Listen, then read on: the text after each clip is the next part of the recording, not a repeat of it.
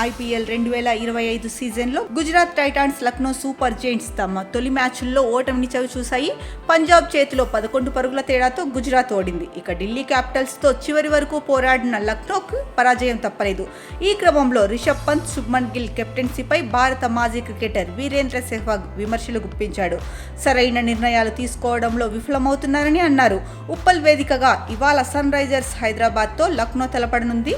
దూకుడుగా ఆడే SRHను కట్టడి చేయడంలో పంత్ దూకుడైన నిర్ణయాలు తీసుకోవాల్సి ఉంటుందని సెహ్వాగ్ సూచించాడు. తుది జట్టులో ఉన్న బౌలర్లను సరిగ్గా సద్వినియోగం చేసుకోవాల్సిన బాధ్యత కెప్టెన్ పై ఉంటుంది. ఒకవేళ అవేష్ ఖాన్ ఉన్నా సరే శార్దుల్ ఠాకూర్ మాదిరిగా తొలి ఓవర్లోనే 2 వికెట్లు తీసేవాడు కాదేమో. ఇక్కడ ఢిల్లీ కేవలం 1 ఓవర్లోనే గెలవలేదు, చివరి వరకు పోరాడి విజయం సాధించింది. లక్నో మ్యాచ్ను చేజేతులా మిస్ చేసుకుంది. తుది జట్టులో లేని వారి గురించి కాకుండా ఉన్న వారితో ఎలా గెలవచ్చనేది కెప్టెన్ ఆలోచించాలి. రిషబ్ పంత్ చేయాల్సిందదే.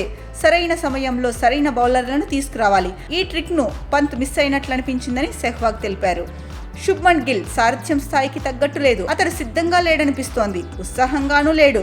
ఇలా అనడానికి కూడా కారణాలు ఉన్నాయి. సిరాజ్ బౌలింగ్ అద్భుతంగా వేస్తున్నప్పుడు అతడిని పక్కన పెట్టి అర్షద్ ఖాన్ తీసుకొచ్చాడు. పవర్ ప్లేలో 21 పరుగులు ఇచ్చాడు. అక్కడితో పంజాబ్ ఇన్నింగ్స్కు ఊపు వచ్చింది. ఒకవేళ సిరాజ్తో కొనసాగించి ఉంటే పరిస్థితి వేరుగా ఉండేది. అతడిని డెత్ ఓవర్లకు తీసుకురావాల్సిన అవసరమూ లేదు. బౌలర్లను సద్వినియోగం చేసుకోవడంలో గిల్ ఇంకాస్త యాక్టివ్గా ఉండాలని సెహ్వాగ్ తెలిపాడు.